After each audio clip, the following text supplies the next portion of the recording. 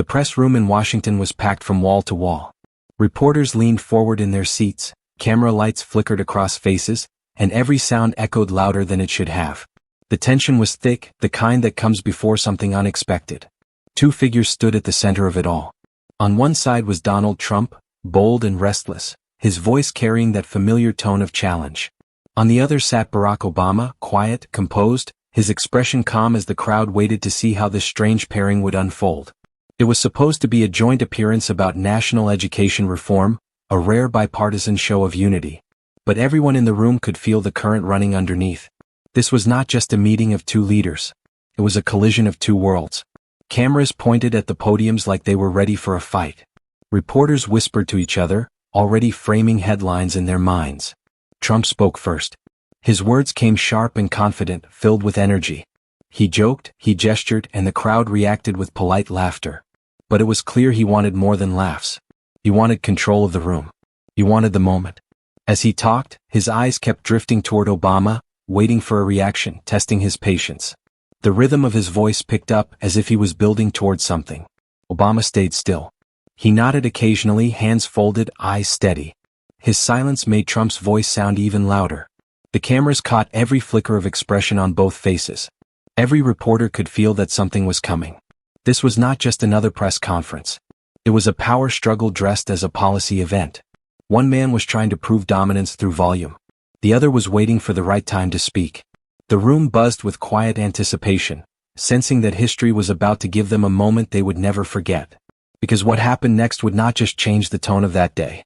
It would remind the world why words, when used right, can change everything. No one in that room was ready for the one sentence that would silence it completely.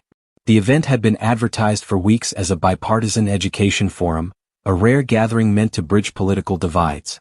It was held inside a bright hall in Washington, filled with lawmakers, educators, and reporters. The stage carried two podiums side by side, each bearing the presidential seal. The idea was simple, a public show of unity to discuss how both parties could invest more in schools and children. But everyone in that room knew it would be much more than that. When Trump and Obama shared a stage, it was never just about policy. It was about presence. Trump arrived first. The sound of cameras clicking followed him across the floor as he greeted a few supporters near the front row. He walked with confidence, soaking in the energy of the room. His red tie stood out sharply under the lights. Every move felt deliberate, every smile meant for the cameras. Reporters whispered to each other, waiting for a moment that might break into a headline. A few minutes later, Obama entered quietly from the side door. He moved slowly, nodding to people as he passed them. The crowd reacted differently. The room's energy shifted from loud to focused. Some stood out of respect. Others leaned forward, waiting to see how these two men would interact. It was a visual contrast that said everything. Trump's energy filled the room like a storm. Obama's calmness grounded it. There was more between them than the public could see. Trump had spent years trying to discredit Obama, questioning his birth, his leadership, and his legacy. He had mocked him in speeches and interviews, calling him weak or fake. Obama, on the other hand, had rarely fired back. He had let silence and time do the talking. That quiet confidence had frustrated Trump, who thrived on reaction. Now they stood just a few feet apart, sharing one stage, one spotlight, and one restless audience. The cameras kept flashing. Aides exchanged uneasy glances near the front row. You could feel that sense of calm before something breaks. Reporters adjusted their recorders as if they all knew something was about to shift. And they were right. Then Trump decides to go off script. If you have not already, tap that subscribe button. We have more powerful breakdowns of moments like this one, where a single sentence can change everything. Trump began his speech with his usual energy. He praised the event, joked about the size of the crowd, and slipped in a few lines about how great it was to see everyone working together. The audience laughed at first, but everyone could sense he was building up to something more. His tone shifted. The joke stopped sounding light. He glanced sideways at Obama, who was seated just a few feet away, and paused long enough for the cameras to catch it. Then he said it. Some people here are great at speeches, not results. A few people laughed nervously. Others froze. Reporters looked at one another, unsure if they had just heard the first real jab of the day. The air in the room changed. You could feel the quiet ripple moving through the audience as if everyone was waiting to see how Obama would react. Obama did not move. His face stayed calm, his shoulders relaxed. The only sign of emotion was a faint smile, the kind that felt more like patience than pride. It was not a smirk or a comeback. It was composure. Cameras zoomed in, catching that exact moment when he simply chose to stay silent. Trump went on with his speech, pretending to move past the line, but the room was no longer listening to his words. Everyone's attention was on Obama. The silence that followed said more than anything else that could have been spoken. It was not the silence of defeat. It was the silence of control. In that moment, it became clear that there were two kinds of power on display. Trump's was loud, built on confidence and command. Obama's was quiet, built on discipline and awareness. One filled the room with sound. The other drew power from saying nothing at all. The press began whispering again. Some started writing, others lifted their cameras higher. They knew this was the first real spark, the start of something that might turn the day upside down. But Obama stayed still, watching, listening, and waiting for his moment. Trump sensed that the room had shifted. The line he had thrown toward Obama had drawn attention, so he pushed harder. His voice grew louder, his gestures sharper. He moved away from the script on the teleprompter and spoke straight from impulse. He started naming policies, mocking statistics, and calling out what he called the failures of the past administration. Each line came faster, each word landing heavier. That he turned toward Obama again, his hand resting on the podium, and said, "People can talk about hope and change all they want, but hope does not build jobs. Results do." The crowd laughed, but the laughter felt uneasy, more like a reaction to tension than humor. Some people smiled because they did not know what else to do.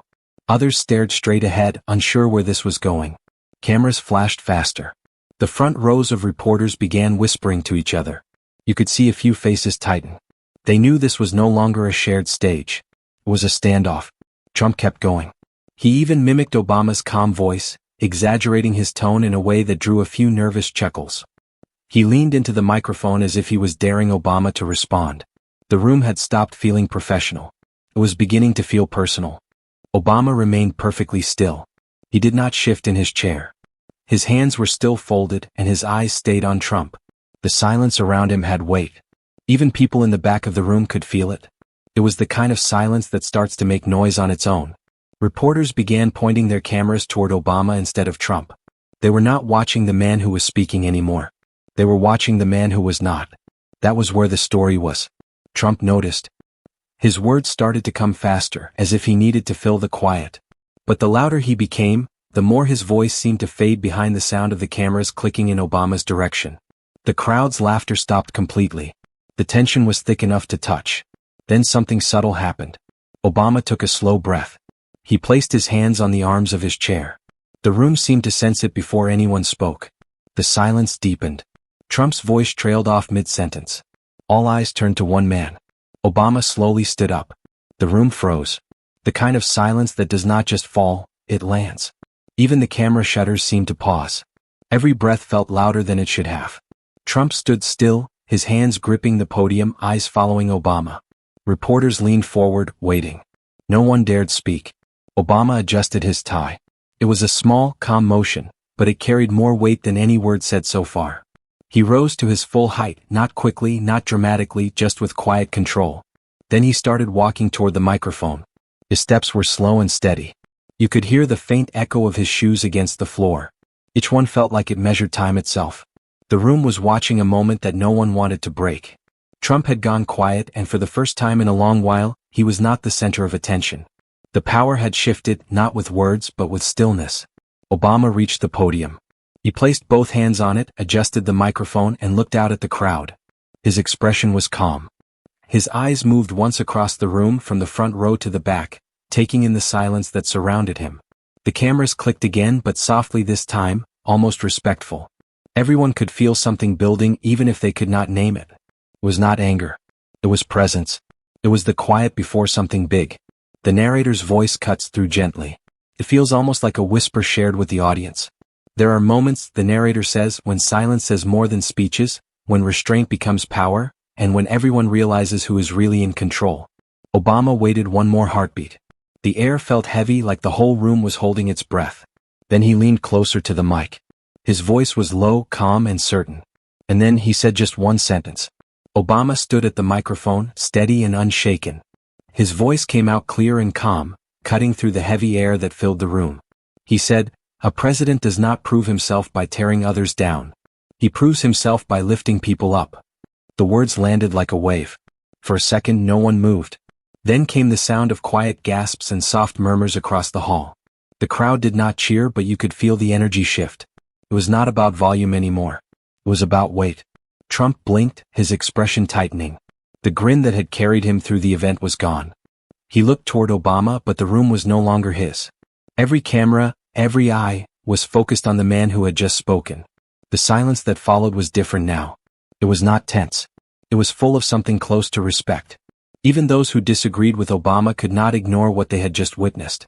It was the kind of moment that draws a line between power and leadership.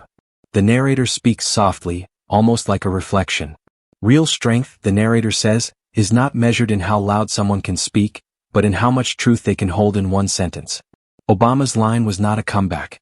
It was a reminder that leadership is not about ego but about service. The camera lingered on Obama's face as he stepped back from the microphone. The crowd stayed silent as if afraid to break the moment. For a brief instant, it felt like everyone in that room understood what real authority sounded like. It did not shout. It simply spoke. The room burst into motion the second Obama stepped back. Reporters began typing at lightning speed, their fingers hitting keys like rain on metal. Camera flashes filled the air, each one capturing the look on Trump's face as he tried to pull the moment back under control. Someone near the front whispered, "That's the quote of the year," and a few nodded without taking their eyes off Obama. Trump leaned toward the microphone trying to laugh it off. He started to speak, but his words came out slower than before. The rhythm was gone. The confidence that filled his earlier jabs had drained away.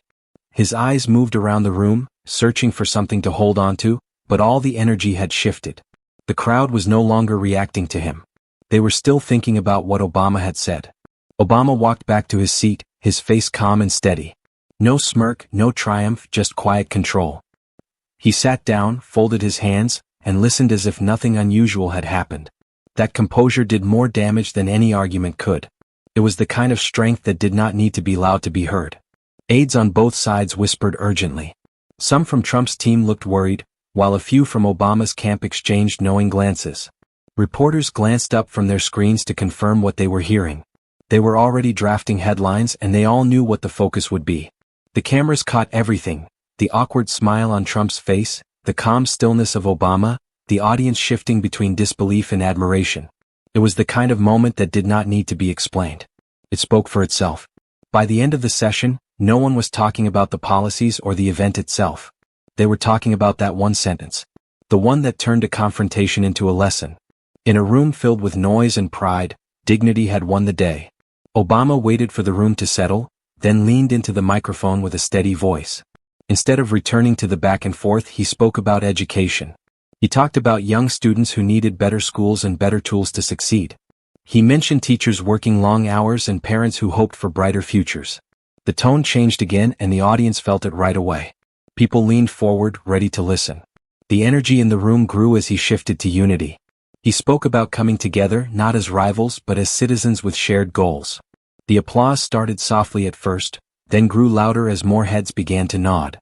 It was no longer about winning a moment. It became a reminder of why leadership mattered in the first place. Trump sat quietly as the crowd followed Obama's message. The mood had moved far beyond insults and quick lines. It had turned into something deeper. Reporters paused their typing and looked up. They were no longer chasing drama.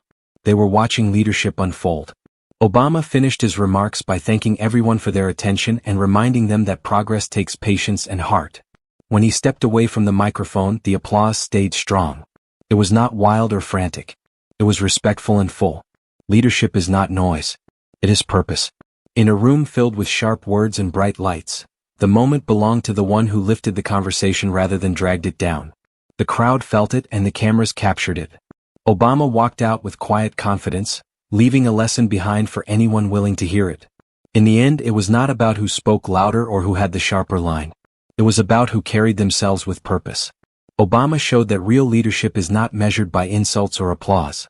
It is measured by restraint, grace, and the ability to rise above noise when others fall into it. That single sentence did more than silence Trump. It reminded everyone watching what strength really looks like. True strength is not found in control or confrontation. It is found in calm confidence that does not need to prove itself. It is the kind of strength that listens before it speaks and chooses dignity over dominance. For anyone in power or public life, That moment was a reminder that words carry weight. The way a leader responds to pressure says more than any speech ever could. Obama's answer was not just political. It was human. That one sentence did not only change the tone of a room. It reminded the world what leadership sounds like when it comes from a place of respect and conviction. And sometimes, all it takes is one calm voice to remind everyone else how to lead.